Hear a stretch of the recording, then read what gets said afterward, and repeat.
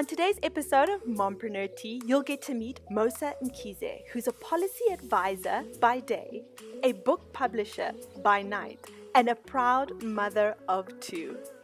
Mosa, welcome to the show. Here we go.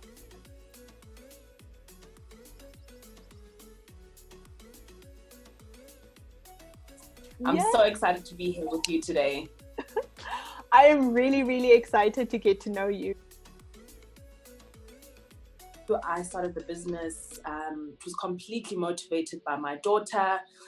So in 2015, when I was pregnant and we're actually decorating her room at the time, and we wanted to have exciting books and stimulating books, but also books that would help us to teach her the languages that are our home languages.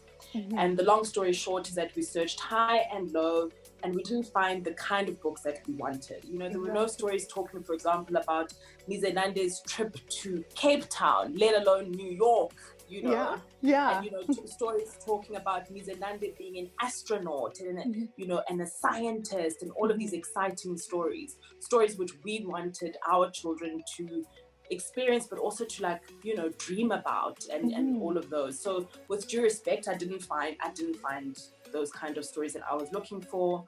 And so I literally just started, when I was on maternity leave, started writing and creating these books. Little did I know that so many other people were looking for the same thing. It took a lot of time to investigate, like, for example, the quality.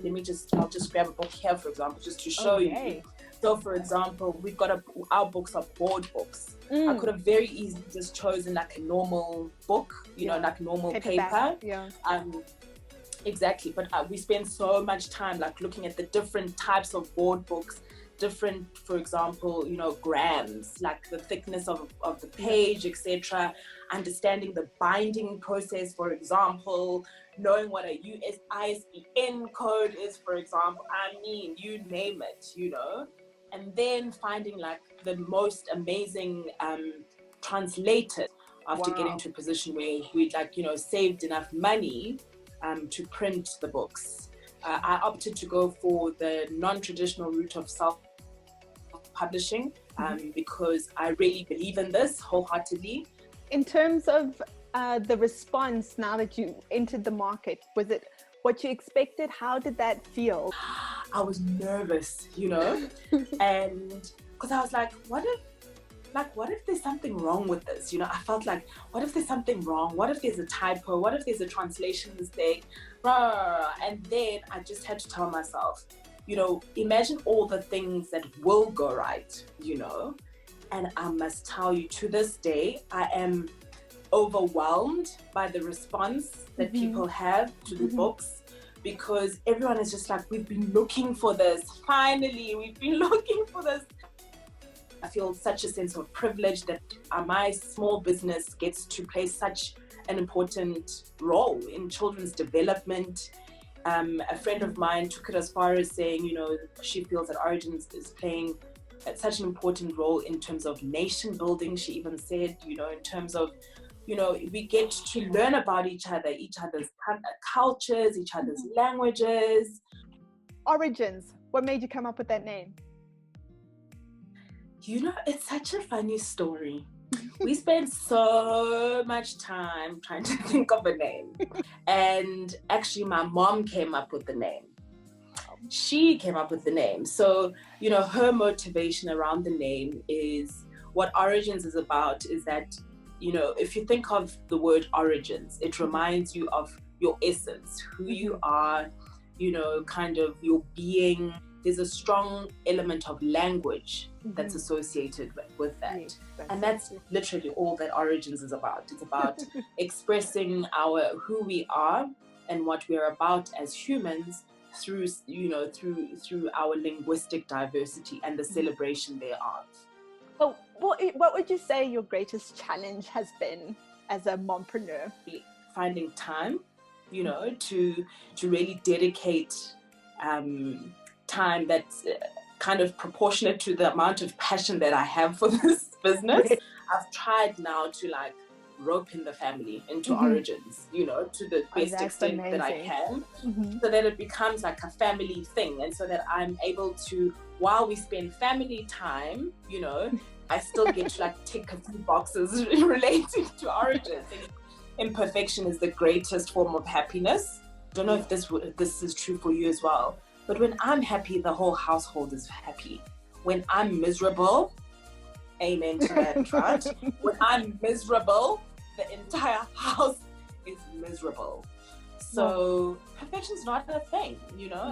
It's just not a thing, and I'm so grateful actually to being a mom, to have had that realization, because had I not been a mom, I think I would have just pursued this perfection thing, which actually doesn't even exist, but put so much pressure on myself, you know, to be this perfect woman and this perfect person, you know. We're now talking to, like, future Mosa is talking to like the past Mosa. What are you saying to her? All I would say to her, and I cannot say this enough, is just start. 2 words.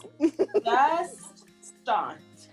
There's so much power in just starting. How has this lockdown impacted Origins Publishers? This lockdown has unlocked creativity in ways that I did not even imagine that we were capable of. Literally, honestly.